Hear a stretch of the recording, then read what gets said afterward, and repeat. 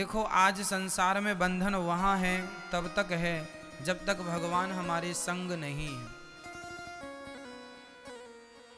यदि हम भगवान को संग में ले लें, ये भाव बना लें कि मैं अकेला नहीं हूँ, हर क्षण हर पल मेरे साथ भगवान है, तो कोई बंधन ही नहीं है। बंधन क्या है? वसुदेव जी बंधे थे ना बेड़ियों से, हथकड़ियों से, जेल में ताले बंद थे, यही बंधन है। बंधन किसे कहते हैं?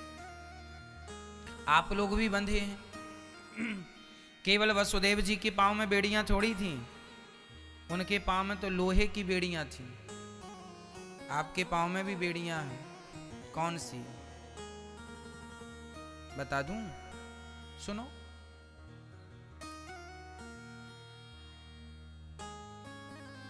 एक गधा था,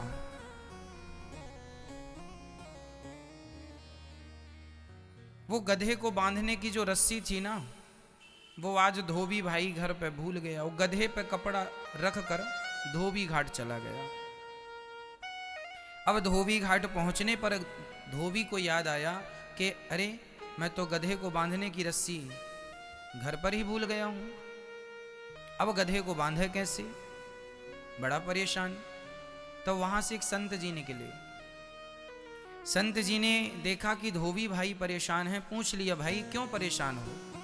धोबी ने कहा, महाराज मैं आज गधे को बांधने की रस्सी भूल गया हूं, यदि कपड़ा धुलने में लग जाऊंगा तो ये गधा भाग जाएगा, कोई रस्सी पड़ी हो तो बताओ।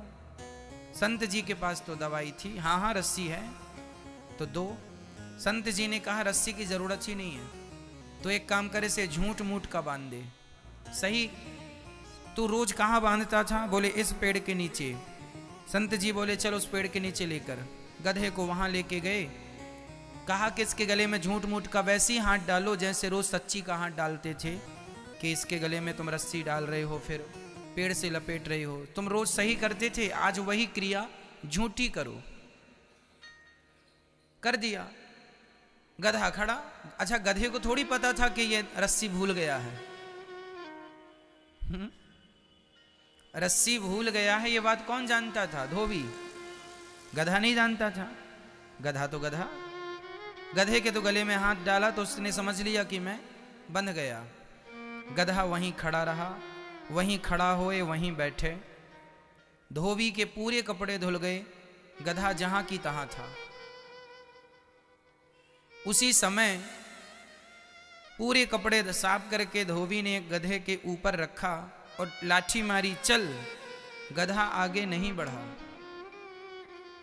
बहुत परेशान हुआ धोबी, बार बार उसको पकड़ के आगे ले जाए पर गधा जाए ना। धोबी को लगा महात्मा जी ने कोई जादू टोना तो नहीं कर दिया। तब तक संत जी वापस आए। अरे क्या हुआ? अरे महाराज ये गधा चल ही नहीं रहा है। संत जी ने कहा कि उसे खोला कि नहीं? धोबी ने कहा था बांधा ही नहीं तो खोलूं कहां से। संत जी ने कहा बांधा नहीं था तो क्या हुआ? बांधने का झूठा अभिनय तो किया था। अब उसे खोल मत, खोलने का अभिनय वैसे खोल जैसे रोज खोलता था। रोज सच्ची का खोलता था, झूठ का खोल। गले में हाथ डाला, गधे को लगा कि मैं खुल गया, गधा चल पड़ा। गधा बंधा नहीं था, लेकिन उसने अपने आप को बंधा हुआ मान रखा था। वही दशा हम सबकी है कि हम में से कोई भी व्यक्ति बंधा नहीं है, पर सारी जिंदगी आदमी अपने आप को बंधा हुआ मानता है कि मैं पत्नी से बंधा हूँ, पति से बंधा हूँ, बंधी हूँ, पुत्र से, परिवार से, पैसों से, दुकान से, पद से, प्रतिष्ठा से। हर व्यक्ति, स्त्री हो या पुरुष, सब अपने आप को बंधा हुआ मान रहे हैं या मान रही हैं। जिस दिन आप ये मान लेंगे कि आपके ऊपर कोई बंधन नहीं है, वही है मुक्ति। आप पूछते हैं ना कि मुक्ति क्या है? यही है मुक्ति।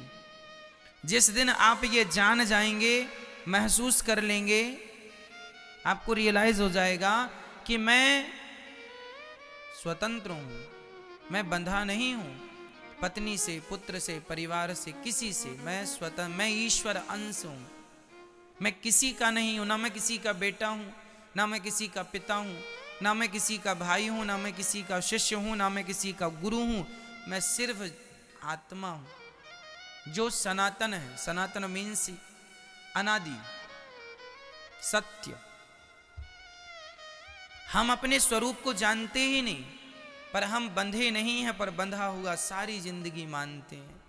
देखो ना कितनी दुर्दशा लोगों की होती है, बेटा लात मार रहा है फिर भी बूढ़ा आदमी घर से निकलने को तैयार नहीं, उसकी ममता छोड़ती नहीं, बंधा कहीं से नहीं है, लेकिन मान रहा है कि ये बच्चे मेरे हैं, मान रहा है कि ये पत्नी मेरी है। तुलसीदास जी जरा सा पत्नी ने कह दिया कि जितना प्रेम हमसे करते हो उतना प्रेम भगवान से कर लो, इतना सा कह दिया, तुलसीदास जी निकल गए भगवान के चिंतन के लिए। और आजकल की तो पत्नियां जूते से मारती हैं पतियों को, फिर भी नहीं निकल रहे हैं।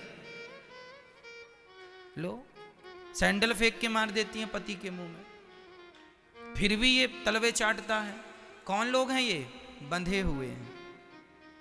ये वही गधे हैं जो बंधे नहीं थे पर बंधा हुआ मान रहे। यही है माया ममता, तू न गई मेरे मन से, पाके केस जन्म के साथी, लाज गई नैनन से ममता, तू न गई मेरे मन से। छोटे से थे हम बाल काले थे, बड़े हो गए हम बाल पक गए, बालों ने अपना रंग बदल दिया, लेकिन हमने अभी तक अपना ढंग नहीं बदला। उनने रंग बदल दिया, हमने ढंग नहीं बदला।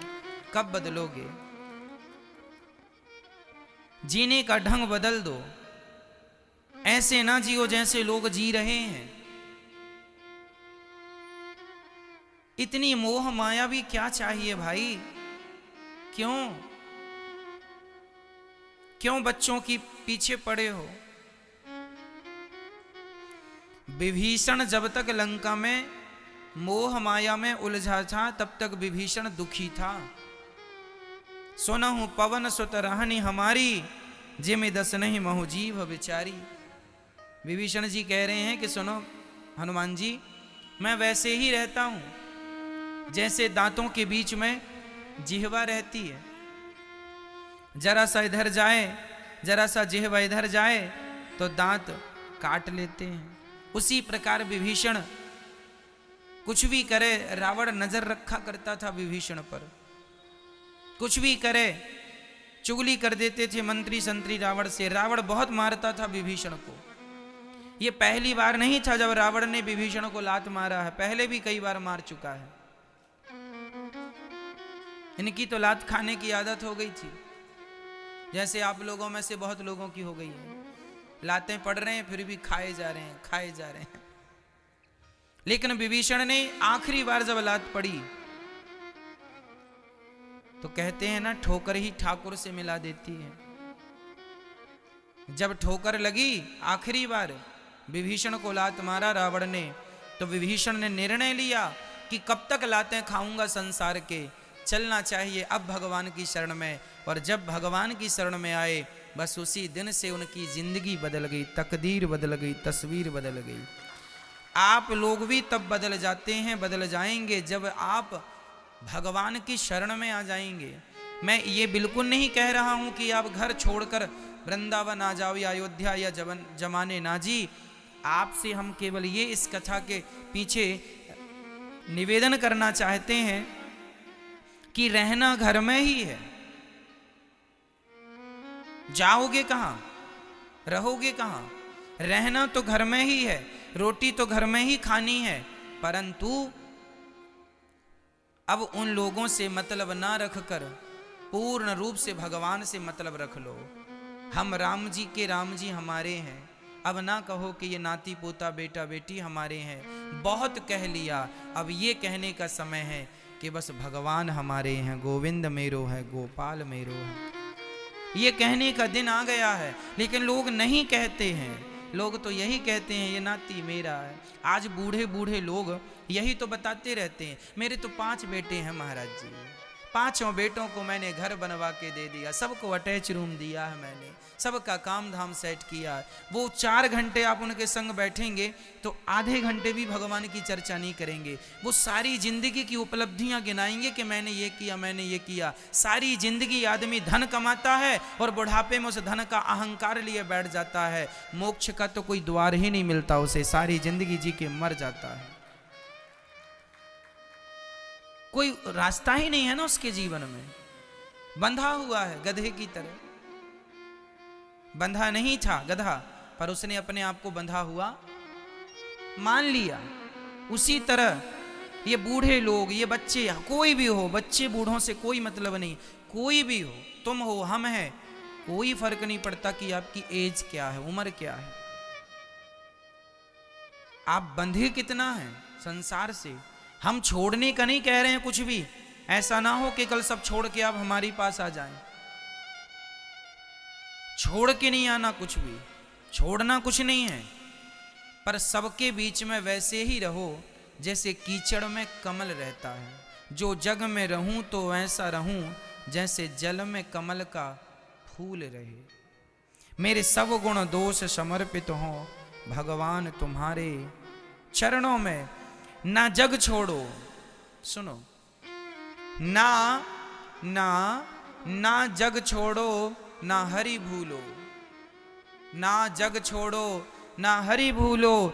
कर्म कर जिंदगानी में, रहो दुनिया में तुम ऐसे कमल रहता ज्यों पानी में।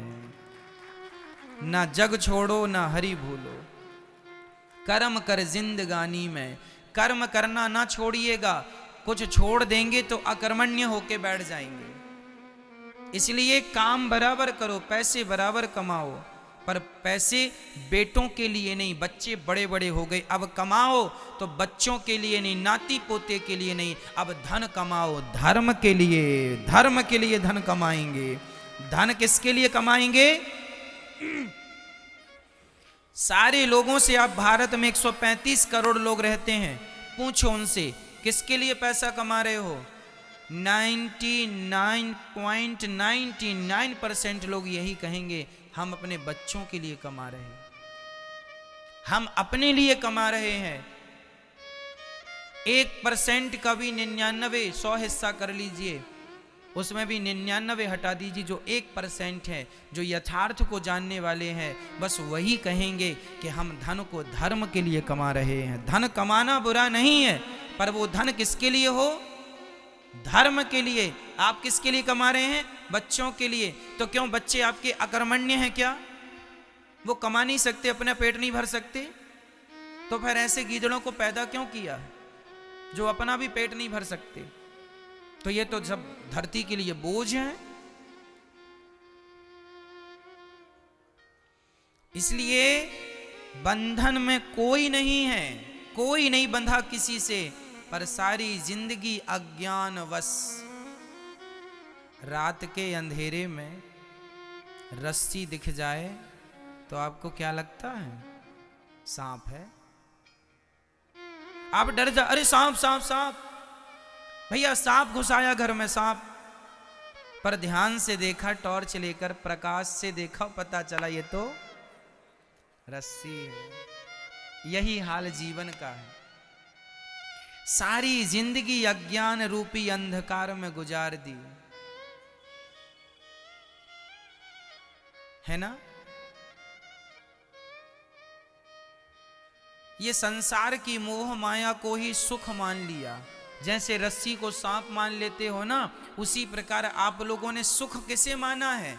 पत्नी को, पति को, बेटा को, पैसे को, दुकान को, गाड़ी को, बंगले को, आपने इसको ही सुख मान लिया है। क्यों मान लिया? क्योंकि रस्सी सांप की कब दिखी? जब अंधकार था। प्रकाश आया, क्लियर हो गया। अज्ञान में दिखता है कि पत्नी में, पति में, परिवार में, पैसों में सुख है। ज्ञान आ जाएगा, पता चलेगा कि ये सुख नहीं, सुख तो केवल भगवान की भक्ति में है, भगवान की शरण में है। अज्ञान के कारण तुम्हें भ्रांति हो रही है, हम क्या करें?